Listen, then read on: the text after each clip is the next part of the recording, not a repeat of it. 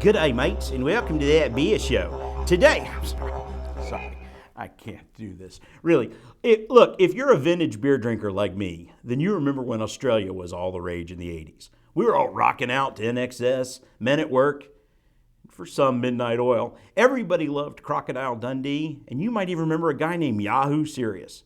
Of course, there was Australian beer, and it came in really big cans, affectionately called oil cans. Oh, for our younger viewers, back then motor oil came in cans, not easy to pour plastic bottles. Yeah, but defective pipes out there!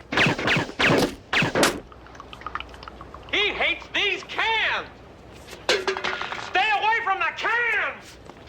But all Australian beers came in oil cans. And there were several, but honestly, none were very memorable, except for the only one that survives today, Foster's Lager. Or does it? Let me explain. Foster's has a great slogan. You know it. Foster's, Australian for beer. That, of course, is a dirty lie. Foster's is really Australian for marketing. The only thing Australian about Foster's is the advertising. Even back in the 80s, it was made in Canada, but we didn't know that. Although it does explain why it tasted so much like Molson.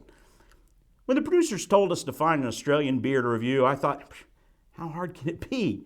Well, it turns out to be impossible. I looked everywhere. I could not find a single honest-to-God Australian beer.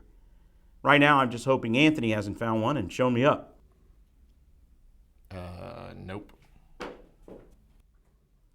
Today, Foster's is owned in America by S.A.B. Miller, and this can of Foster's Premium Australian tells me it's union-made in either Albany, Georgia, or Fort Worth, Texas. If you do a little more research, you'll even find out it's brewed with American corn syrup. Sure, Foster's survives, but Australian? Hardly. I don't want to be mean. The reality is that shipping is hard on beer. We all enjoy local beer for a reason. It's not a huge surprise that getting a good Australian beer, especially a craft beer, in North America is difficult or even impossible.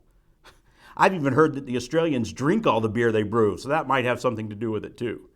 I guess the folks at Foster's just think a good imagination is enough.